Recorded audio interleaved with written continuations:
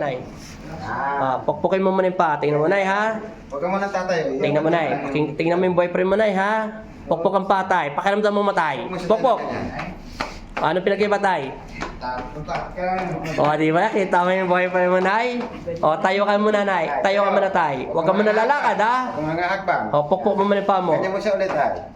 Ilan taon niya na yan, Nay, nahirapan, Nay? Ilan taon na, Nay? Nay, ilan taon na siya naghirap ng ganyan sakit? Nung na-stroke siya, medyo Mulang hindi na niya ibalik. kailan yon? 2013 siya na-stroke. 11 years. 11 years. Yung isa 20 years.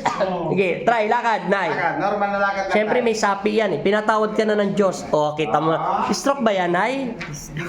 Ba't ganyan yung stroke na yan? Bilis maglakad. Nay.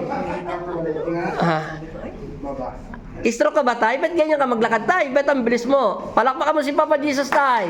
Yay! Pinatawad ka na ng Diyos. Huwag ka naman bababay, ha?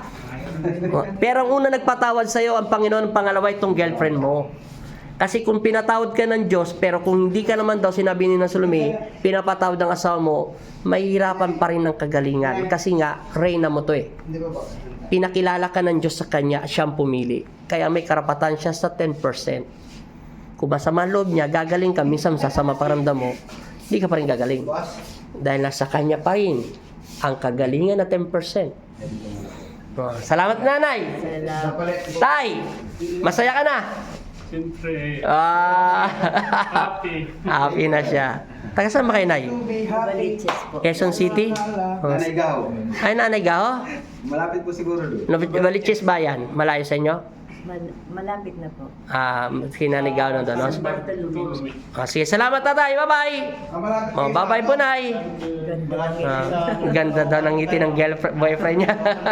Bye-bye! Nay, bye-bye!